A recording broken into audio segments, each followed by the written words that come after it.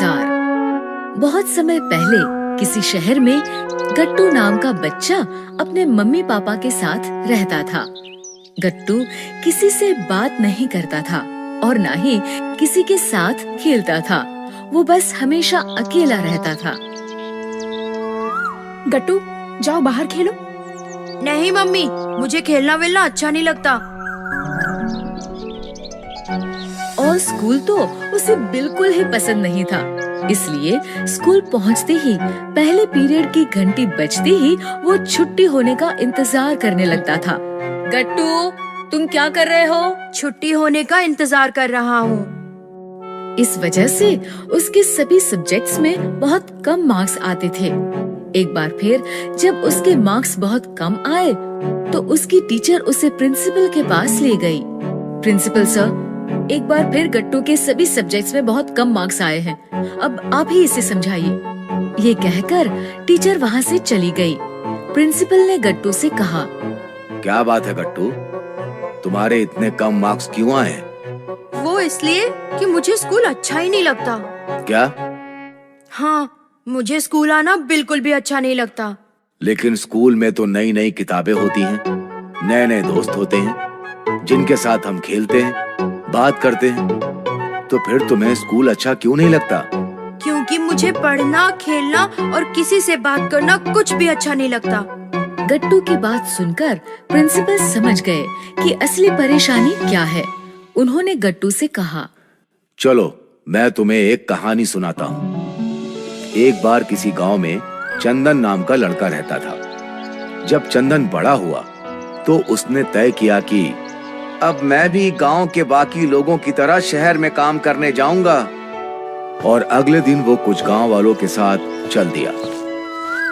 गांव और शहर के बीच में एक बहुत बड़ी नदी आती थी। नदी देखकर चंदन रुक गया और सोचने लगा, मैं ये नदी कैसे पार कर पाऊंगा? मुझे तो तैरना ही नहीं आता। कहीं नदी पार करने के चक्कर में मैं पहले दिन ही डूब ना जाऊं। क्या हुआ चंदन, तुम क्या सोचने लगे? चलो जल्दी से तैर कर नदी पार करो। चंदन जानता था कि अगर उसने कहा कि उसे तैरना नहीं आता तो सभी उसका मजाक बनाएंगे। इसलिए उसने कहा, नहीं नहीं, मैं तैर कर गया तो मेरे कपड़े गीले हो जाएंगे। आप सब चलो, मैं नदी के आगे से घूम कर आता हूँ। लेकिन नदी तो बहुत बड़ी है, तुम समय से काम पर नहीं पहुँच पाओगे।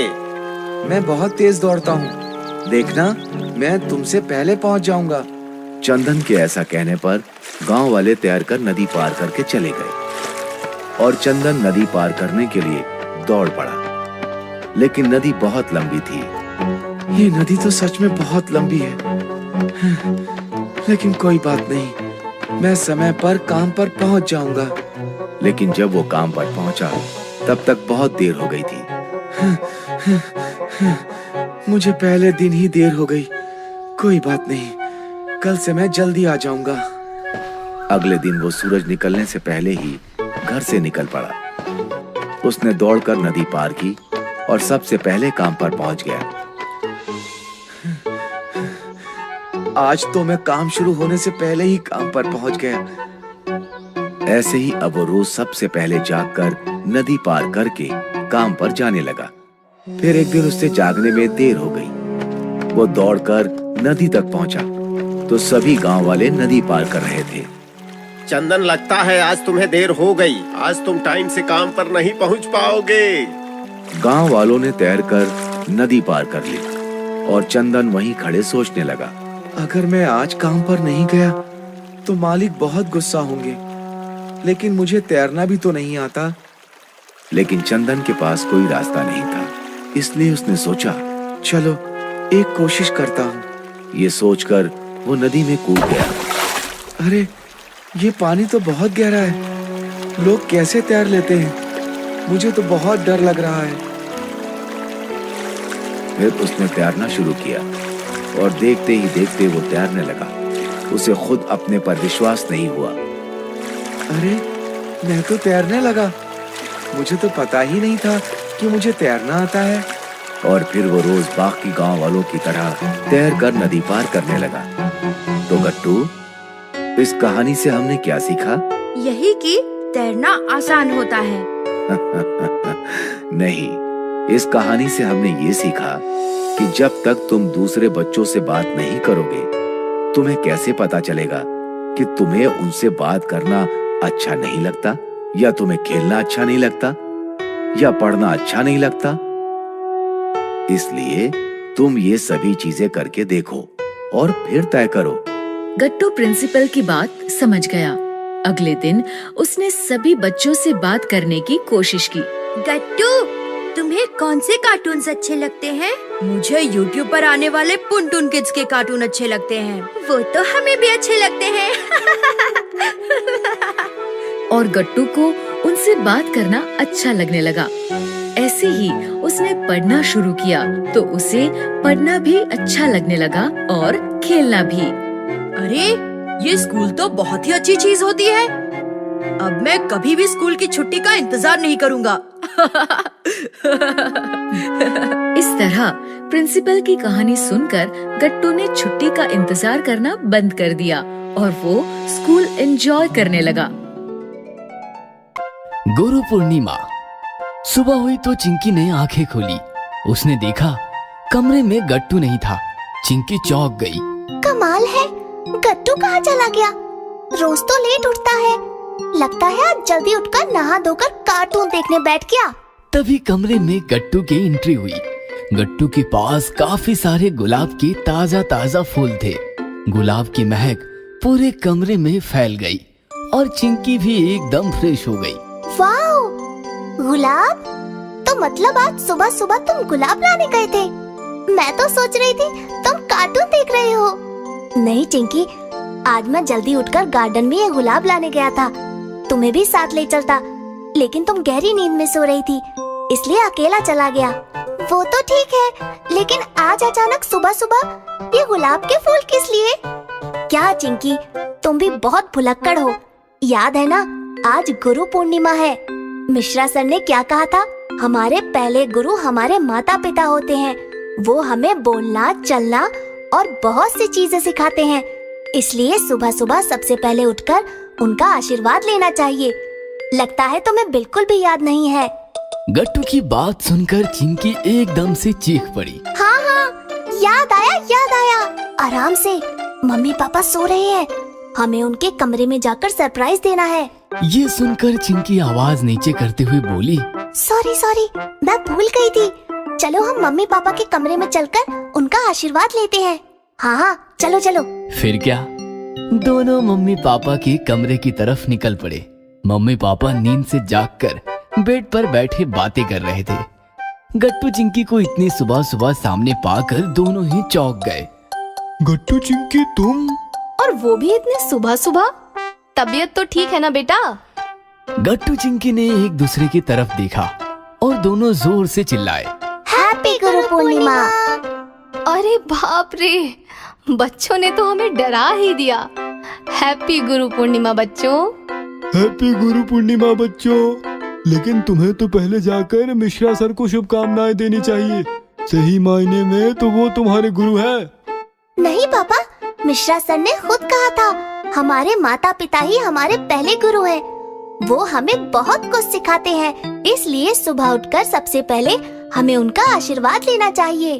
पापा, जब हम छोटे थे, एकदम नन्हे मुन्ने, तब ना तो हमें बोलना आता था और ना ही चलना। तब मम्मी रात रात भर हमारे साथ बातें करती थी। उनकी बातें सुन सुनकर हम भी बोलना सीख गए। जब हमें ठीक से चलना नहीं आता था, तब पापा आपने हमारी उंगली पकड़कर हमें चलना सिखाया। हम गिरते पड़ते तो आप संभाल लेते। आप दोनों हमारे पहले गुरु हो। ऐसा कहकर गट्टू चिंकी ने नीचे झुककर मम्मी पापा का आशीर्वाद लिया और दोनों ने मम्मी पापा को गुलाब के ताजे ताजे फूल दो भेंट किए। ये देखकर मम्मी पापा इमोशनल हो गए। थैंक्स बच्चों। ऐसे ही उच्च विचार और संस्कारों के साथ जीवन में आगे बढ़ो और खूब पढ़ो। तुम दोनों और तुम्हारे साथ साथ हम भी लकी हैं कि तुम्हें मिश्रा सर जैसे गुरु मिले हैं जो बच्चों पर इतने अच्छे संस्कार कर रहे हैं। पापा की बात सुनकर चिंकी अचानक चीख पड़ी। अरे बाप रे, मैं तो भूल ही गई थी। मम्मी, मैं नहाना धोना नाश्ता बिस्तर सब कुछ कर लूंगी, पर प्लीज आप मुझे आवाज लगाकर डिस्टर्ब ना करना। ऐसा कहकर मम्मी कुछ कहे इससे पहले ही चिंकी छूमंतर हो गई। चिंकी सुनो, ये लड़की भी ना, क्या बात है गट्टू, चिंकी क्यों गायब हो गई?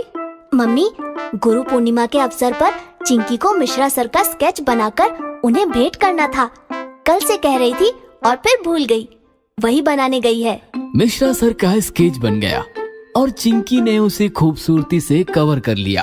अरे चिंकी, मम्मी पापा और मैं हम सब तुम्हारा बनाया हुआ स्केच देखना चाहते हैं, दिखाओ ना। नहीं नहीं, ये स्केच सबसे पहले मिश्रा सर देखेंगे, उनके अलावा कोई नहीं देखेगा। ठीक है, अब फटाफट नहा धोकर नाश्ता कर लो, स्कूल भी तो जाना है। फिर क्या, चिंकी फटाफट रेडी हो गई और गट्टू के साथ ब्रेकफास्ट करके स्कूल आ गई। क्लास में बच्चे बैठे शोर मचा रहे थे, लेकिन गट्टू चिंकी आज एकदम शांत बैठे थे। जैसे ही क्लास में मिश्रा सर की एंट्री हुई, सारे बच्चे खड़े होकर उन्हें गुरु पूर्णिमा की शुभकामनाएं देने लगे। Happy Guru Purnima sir. ओह, बहुत बहुत धन्यवाद बच्चों। फिर एक एक बच्चा मिश्रा सर के पैर छूकर उनसे आशीर्वाद लेने लगा। खूब आगे बढ़ो, मस्ती बंद करो और पढ़ाई करो। गट्टू चिंकी ने भी मिश्रा सर के पैर छुए और उनका आशीर्वाद लिया। साथ साथ मिश्रा सर को गुलाब के 2 फूल भी दोनों ने भेंट किए। थैंक्स गट्टू चिंकी, गुलाब की महक से मन प्रसन्न हो गया। सर, एक और सरप्राइज है आपके लिए, ये लीजिए। ऐसा कहकर चिंकी ने मिश्रा सर को कुछ दिया। क्या है इसमें? आप खुद खोल कर देख लीजिए। मिश्रा सर ने खोलकर देखा तो उसमें उनका एक काफी खूबसूरत स्केच था। अपना स्केच देखकर मिश्रा सर बहुत खुश हो गए। वाह चिंकी, परफेक्ट स्केच है मेरा। ये देखो बच्चों, कैसा लगा मेरा स्केच? चलो तालियां बजाओ, चिंकी की कलाकारी तालियों की हकदार है। सारी क्लास ने चिंकी के लिए तालियां बजाई और गट्टू चिंकी खुश होकर अपनी अपनी जगह आकर बैठ गए। बच्चों, हमारी संस्कृति बहुत महान परंपराओं की धरोहर है। गुरु शिष्य का नाता तो हमारी भारतीय संस्कृति में काफी ऊंचे स्थान पर आता है। गुरु कौन है? अज्ञान के अंधकार से शिष्यों को ज्ञान के महासागर में लाने वाला नायक गुरु होता है। इसलिए गुरु का सदा सम्मान रहे। शिष्यों को गुरु का महत्व तथा शिष्य गुरु के प्रति आभार व्यक्त कर सके और गुरु शिष्य के नाते को संजीवनी मिलती रहे। इसलिए हमारी महान संस्कृति में गुरु पूर्णिमा का महत्व है। इस प्रकार मिश्रा सर बोलते गए और बच्चे उन्हें सुनते गए और सुनते सुनते मन ही मन अपने गुरु के प्रति पूर्ण निष्ठा और श्रद्धा रखने का फैसला भी लेते गए। अगर आपको हमारी वीडियोस पसंद आ रहे हैं तो इन्हें लाइक करें, कमेंट करें और सब्सक्राइब करें